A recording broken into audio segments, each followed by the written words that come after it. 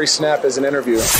After the Snap. What a snap. Hey, keep your mouth shut, 50! I lead by example. With Blake and Reid Ferguson, discussing life in, out, and after football. To be able to leave walking away with a degree and a championship, it couldn't be any better. Yeah! Well, you can take this boy out the real South on but you can't take the real South out of my voice. And now here we go again, twist a little bit deeper because I got thick skin. You must be selling me something. Welcome into another edition of After the Snap. On this week's episode, I am your host, Reid Ferguson, recording from snowy Chicago as we prepare to play the Chicago Bears on Christmas Eve, while Blake is enjoying adding another furry friend to his family, and he plays the Green Bay Packers on Sunday, Christmas Day. It's time for After the Snap. Let's go.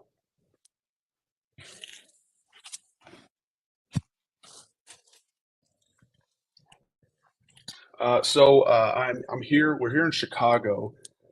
We came, for those who don't know, those who just may be tuning in, the Bills, we decided to come about almost a day early. We flew to Chicago on Thursday night to try and get ahead of the storm a little bit that is coming through. And I know based on, I'm recording this on Friday afternoon, based on everything I've heard, the storm is hitting Buffalo earlier than expected, which good thing we came early, because from some of the videos I've seen, it definitely is whiteout blizzard conditions. As you can see, it is also very, very cold here in Chicago. We got here and we landed yesterday, and the first thing I did was check the weather at the airport. It was my phone showed 0 with minus 20 wind chill. So it's been quite a long time since I've felt that. The only thing close that I can remember is the playoff game last year when we played the Patriots at home. It was maybe 1 or 2 degrees at kickoff, but some wind, and it was about -8, -9 degrees wind chill. But this weather in Chicago is definitely a different animal. Getting into a little bit of the Christmas, want to set the tone for the podcast. Recording this on Friday the 23rd. Tomorrow's Christmas Eve. We're playing the Chicago Bears, obviously here in Chicago. Blake is prepping for his game at home in beautiful Miami against the Green Bay Packers. So for all intents and purposes, what I've seen is most of the Saturday games, which I think is full slate. I think there's 3 games on Sunday on Christmas Day, and I believe 1 on Monday night. For all intents and purposes, I think all of the Saturday games, or most of the Saturday games that are outside, are going to be pretty brutal in terms of weather. I know Cleveland is hosting the Saints. I heard that is supposed to be around -20 wind chill, which is going to be insane. I know Nashville is going to be chilly. I think maybe Baltimore, Pittsburgh, New England's playing at home, I think. The Jets game, which we just saw last night on Thursday night, looked pretty cold, and there's obviously I think they got a lot of rain. But want to get into a little bit of the Christmas spirit this week, given that it is almost Christmas. One thing that I have enjoyed about playing in Buffalo for the past 7 years is white Christmases are pretty much normal now. That's something that growing up in Georgia was never really a thing for us, because we'd get snow very rarely. I think, and Blake can attest, we probably had a handful of like actual heavy snows that we can remember growing up until we moved out of the house. There's a few that come to mind, but it very rarely happens. And even when it does, it's usually in January after Christmas. So one thing that I've thoroughly enjoyed is having a white Christmas, and hopefully we'll be able to give my daughter a few white Christmases as long as we're there. Second thing, and I know this has gotten a lot more popular maybe in the past 4 or 5 years, gift giving versus experience giving. I know it's a pretty, uh, I don't know if it's polar. I think it's polarizing because a lot of people um, either lean one way or the other. Uh, I think it's an interesting topic because the older I get, the the less I find myself wanting for specific Christmas gifts. Like I think when my wife was asking me this week about what what or a couple weeks ago, needing a Christmas list, I'm like, I don't really know. I could use another pair of boots, or just random stuff that I'm just like, you know, usually if I need something or if I want something, um, it it either uh, it either slips my mind when Christmas time comes around, or if I need something, at that time, I'll usually, if I'll usually try and get it or get something close to it if it's something that I need. So it's like when it comes to Christmas time, it's hard to say because like there's not, I just need, if I got family, if I got a healthy family and I've got, healthy dogs and whatever, that's good enough for me sometimes. So most of the time. Um, I guess in terms of the experience giving, I think that is where, now that we have a kid, and for those that followed on social, we just announced that we are having another daughter. So we are going man-to-man coverage now for those who have multiple kids. Very excited, but I think the experience giving will start to grow in importance in our household because you're going to want to take your kids on. We're going to want to take our kids on trips, and that was one thing that we always enjoyed growing up was going on road trips and going to Disney World and going to out to the mountains or the beach or whatever it may be. I think that's it's definitely an interesting conversation. Um, but yeah, that's kind of all I got about Christmas. It's my favorite holiday of the year. Super excited about getting to kind of wake up and open some gifts with our daughter and my wife, and then hang out in the afternoon and watch Blake play against the Packers. So looking forward to that. Transitioning to a little bit of the Ferguson Bowl. I know for those listening, you would love to have Blake's input, especially those of you tuning in through the Finsider account. I apologize, Blake. Our schedules just had a little bit tough time matching up this week with Christmas stuff happening, our travels changing up. That kind of threw our schedule for a whim. So a few things he wanted me to mention. Zach Sealer, a friend of the pod. He's been on the podcast. Friend of both of ours. Blake loves Zach.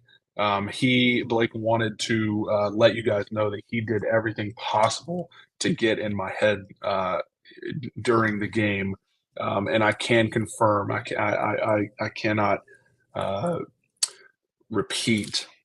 I'm not going to go into great detail about what was said, but it did crack a smile from me after we kicked the game winner. So um, kudos to you, Zach. It doesn't happen a lot, but when it does, I can appreciate good trash talk. So kudos to Zach. Another thing, what the weather conditions for the game for those of you that watched, or maybe those of you that went to the game, was not the first 3 quarters before it started snowing were quite were not bad at all. It was not super windy. It was cold, but not really. It really was fairly mild considering what was expected on the forecast throughout the week. But once we got to the fourth quarter, it seemed as the sky just kind of fell out, the bottom fell out, and it was raining. It was not raining, it was snowing sideways and kind of like it was into your face mask. So sometimes when a wind gusts, it was kind of hard to see. But it was quite the adventure, and glad we came out with the win. That last drive, I think, maybe took almost 6 minutes or six and some change, starting way back inside our own 10-yard line, I believe. But great to come out with the W. I will not be giving away the clutch snap of the week because I feel like Blake would want to give it to me again. So I will be reserving that. I will be politely declining because he is not here to defend himself. But want to get into a little bit. I know Blake, if he was on here, that he is, a couple of the notes that we collabed on here. They are excited to be back home after three away games in a row. Obviously, both of the California games, and then coming to Buffalo last week. But they are home against Chicago, as I said, on Christmas Day, and I believe they are the 1 o'clock game on Christmas Day.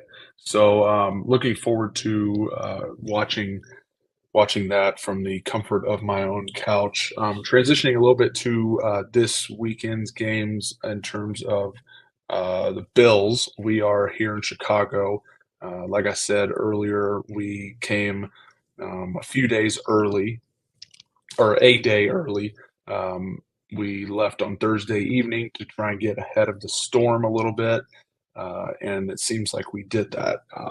This is my first time actually playing in Chicago for a regular season game. We played here a couple times in the preseason. I enjoy coming here. One of my go-tos, always, always, always, and is an absolute must, is hitting a deep dish pizza while we are here. And of course, had to go to Giordano's when we got in town last night. Got some pepperoni deep dish. It was nothing short of fantastic, and I will have to hold myself from trying to go back and get some more today. But I think I will hold off. Probably give myself a day to digest the slices I ate last night. But that's kind of all I got on. I don't really want to harp on the weather a ton. It's going to be, we're expecting 20 to 30-mile-an-hour winds, and it's going to be really, really cold. Nothing we haven't seen before in terms of the wind. I think it's really what you make of it. Honestly, if you're asking me, it's a lot of it is mental. It's been cold. It was cold, like I said, in the playoff game last year when we played New England at home, and the offense had a really good day. So, it's gonna be a good one. Chicago has their record. I think they're 3-11 maybe, and but if you look at their home games, they play very tough at home. So most of their home games, I believe, have been one-score games. So we'll have to, they're a good team, and it's any given Sunday, obviously. So looking forward to the challenge that they bring tomorrow. And as I mentioned, Blake plays Green Bay at home. I think Green Bay is coming off a couple wins. Miami, obviously, on a 3-game down streak. Don't want to harp on it too much because I know Blake's listening to this, but it's a good chance for them to, if I know Blake, he would say it's a good chance for them to bounce back at home. So especially on Christmas Day, you'd love to get a win. So I'm excited to watch the Dolphins and what they can do against Green Bay. Green Bay is kind of one of those teams that that. I guess when the schedule came out and we saw we were playing them on Sunday Night Football, definitely excited. I think they've definitely not had the year that they thought they would have, and I think a little bit is obviously due to the emergence of Minnesota in that division, and obviously Detroit as well, winning 6 of 7, I believe 6 of 7 or 7 of 8 and now in the playoff picture. So looking forward to watching them on Sunday. A few things I want to hit on.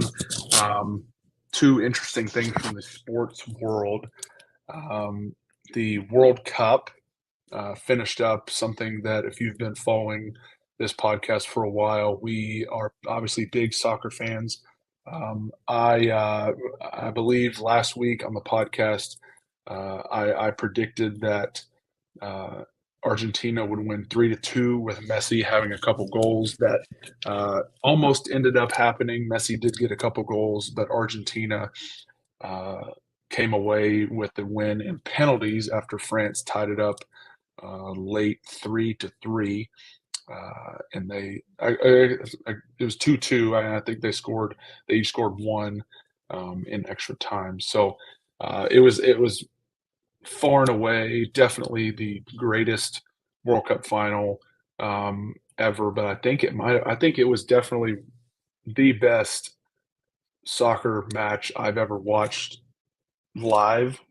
Just the back and forth, the greatness that was on that pitch was just fantastic. And for all the people out there that are listening to this that say, soccer's boring or there's not enough goals scored, that does happen. But when the opposite happens and there are great goals scored and there are exciting moments and comebacks and multiple goal comebacks, I think you have to concede a little bit and just appreciate what's happening. But two things just to hit on what I would say was the best two players in the game. Messi, I think he, for all the people out there that go back and forth between him and Ronaldo, I think Messi did set his GOAT status. For me, he has confirmed the GOAT of soccer. I think getting a World Cup, and a lot of people will say, it was rigged and whatever, which is, I'm not going to get too far into that because of where the World Cup was held. I think it was rigged to be there in the first place. But I think you still have to go out there and win the games. And for those saying that it was rigged, I don't think that giving France two penalties in a World Cup final would be rigged towards Lionel Messi winning a World Cup final. So that's my stance. Kylian Mbappe, I mean, goodness gracious, talk about, Messi probably will not play in the next World Cup. Talk about, Mbappe, he has one already. They won it in 2018 France, and getting back to a World Cup final and scoring a few goals in another World Cup final is just incredible. He looks far and away the favorite to kind of take over as the best player in the world here in a few years when Messi and Ronaldo stand down and retire. But part of me wants to say that France might have they might have won the World Cup if they were playing with a full team. Karim Benzema missing their star striker, he won the Ballon d'Or. For those that don't know, that's the best player in the world award last year after leading Real Madrid to, I believe they won the La Liga last year, scoring a ton of goals. And they're also missing a few Paul Pogba and N'Golo Kante in their midfield, which those guys are world-class players, in and of themselves. So definitely have to wonder if they would have made a difference down the stretch. I personally think they would. I think if they had those three players, they probably would have beaten Argentina. But that's the way. That's not the way the game's played. The game's played with the guys you had on pitch. So, and then lastly, there's a lot of that was a quick transition. But lastly, want to hit on a little bit of the baseball stuff. Blake would obviously, if he was on here, I think he would be frustrated with the lack of spending by the Red Sox thus far. I cannot say the same. The Yankees are doing a great job, I think, or they're doing a really good job in free agency thus far. I think signing Judge and signing Carlos Rodon, they needed another big time pitcher to add to that rotation, and they went out and got him. And I believe I said it before on the pod.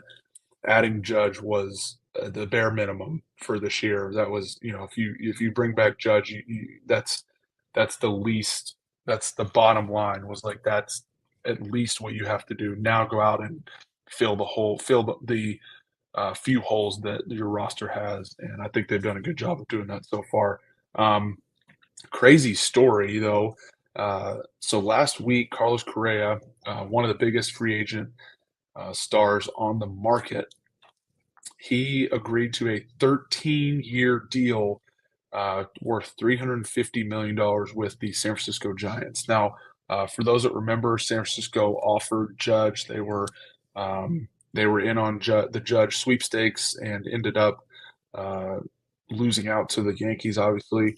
I think they still had a lot of money to spend, so they threw it at Correa, who has a ring, has played in a lot of big games. I don't think he has the impact that Judge has. He's also getting less AAV than Judge would have with the offer that they would have given him. But interesting nonetheless. So Carlos Correa agrees to a 13-year, $350 million deal with the San Francisco Giants last week, largest contract ever for a major league infielder. A few days ago, he was apparently, the report that I saw, he was dressed for the press conference, the introductory press conference. Somebody called it off because of some concerns with his physical. I think that I read something about maybe had something to do with his eyesight, which is odd because he's had some good years at the plate, or a few good years at the plate.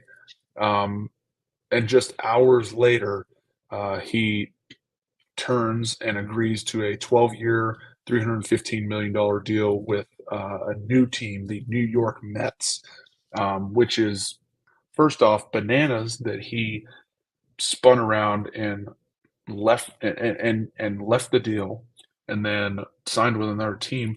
Secondly, bananas because Steve Cohen, owner of the Mets, just bought him, a little over a year ago, maybe a year ago. He's spending north of $800 million that just in this free agency window. That is just straight up bananas. Basically building a super team. And I understand as a Yankee fan, I can't sit here and say like that's not how it's supposed to be done. But I think if you look at teams who have won in the past decade, it's teams that are spending money. It's not, if you're a fan of these teams that, and I'm not saying I cheer for the Yankees. I'm not a fan of them because they are known for buying championships. That's not. I'm a fan of them because Little League team. I was a fan of them, before I knew all of that stuff, and it stuck with me. I'm not. So it's not fair for me to sit here and say, it's. Sorry, I lost my train of thought. It's not fair for me to sit here and say, oh, you can't sit there and buy players and buy championships and go over the luxury tax threshold. You can do that. That's the way that baseball has been trending for the past decade. You have to spend money. You have to buy these players. You have to make these trades for these big time guys because the hit rate on these on prospects has been lowering over the past decade. The prospects are valued. The value on prospects is not the same as it was, and a lot of if you're a fan of one of these teams that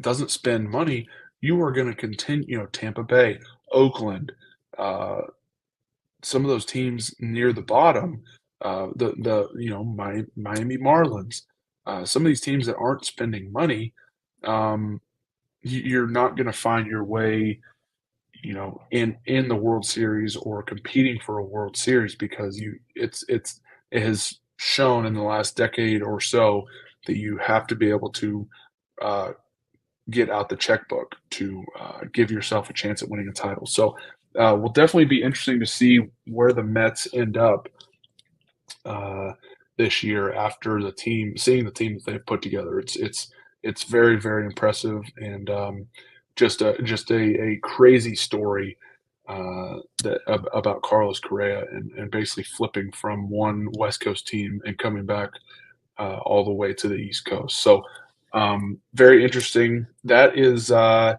all I got. I'm going to wrap it up there as we get ready to play Chicago tomorrow. Thank you all for tuning in. I hope you enjoyed. I know it's a little short this week with the schedule, but I wanted to push out some stuff for you guys and at least give you a recap of last week. So Blake and I will definitely be back after Christmas to give you a episode after this week's games. We are very much looking forward to that. We are excited about our partnership with SB Nation, Buffalo Rumblings, and the Phinsider. So thank you all for tuning in. You can find us through the Buffalo Rumblings and Phinsider podcast pages on Apple Podcasts or Spotify. And we will be posting the video on our After the Snap YouTube page as well, for those of you that would like to watch the video instead of just listening to the audio. So thank you once again. That is a wrap for this week. And this has been After the Snap, Tales from Two Brothers Who Live Life Upside Down.